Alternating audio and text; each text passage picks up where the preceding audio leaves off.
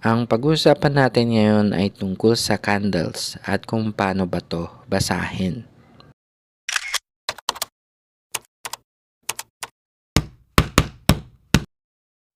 Kung gusto natin matuto ng technical analysis, ang unang dapat nating matutunan ay kung paano magbasa ng kandila. Pero bago yan, alamin muna natin yung iba't ibang klase nito. So, meron tayong 8 klase. Ito ay ang candles, which is commonly used, hollow, bars, column, line, area, baseline, at Heikin-Ashi.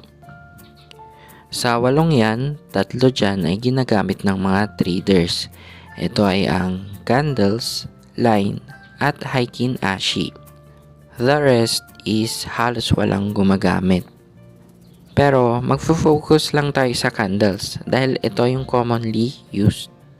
Most traders prefer using candles dahil simple lang siya yet informative. Pwede ka rin bumuo ng patterns and strategy kaya maraming gumagamit ng candles. Now let's talk about the parts of the candle. Meron tayong real body at wick. Sa isang kandila, meron tayong high, open, close, at low. Pag green ang candle, itong high, ito yung highest price na naabot ng kandila. Itong open is starting point ng candle. Close is ending point ng candle. At itong low naman, ito yung lowest price na naabot ng kandila. Pag red candle naman, same lang na yung high is highest price na naabot ng candle at yung low is lowest price na naabot ng kandila. Pero ang kaibahan lang is yung open andito siya at yung close naman ay nasa baba ng open. Pag ganitong kandila naman, ito yung high, tapos yung open at close ay same lang at ito naman yung low. Time frame of candlestick. Pwede kang mamili ng time frame. Merong daily candle, weekly candle, monthly, 3 month, 6 month.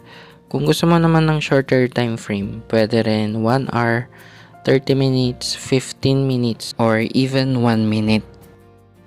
At syempre, i-discuss din natin yung schedule ng stock market. Diyan kasi tayo magbe-base ng candlestick, especially sa daily candle.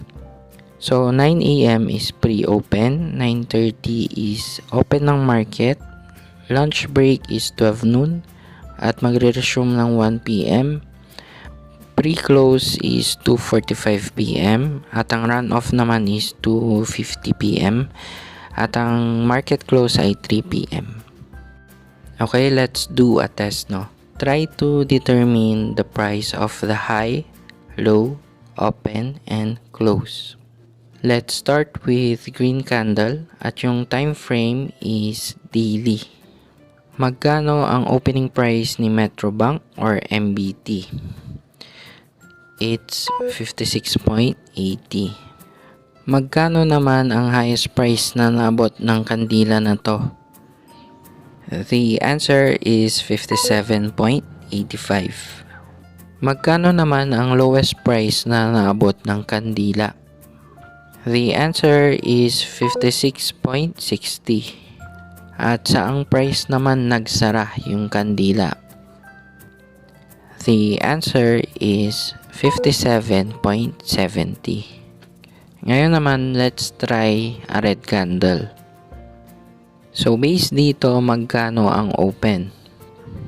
The answer is 57.15. Magkano naman yung high? Ang sagot ay 57.60. Magkano naman yung low? The answer is 56.50. At magkano naman ang close? The answer is 56.80. Let's try a doji candle. Magkano ang high price? The answer is 54.95. Magkano naman ang open price?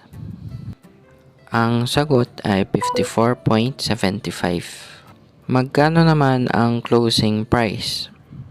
Ang sagot ay 54.75 din.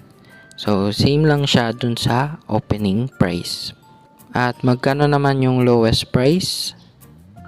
Ang sagot ay 54.40.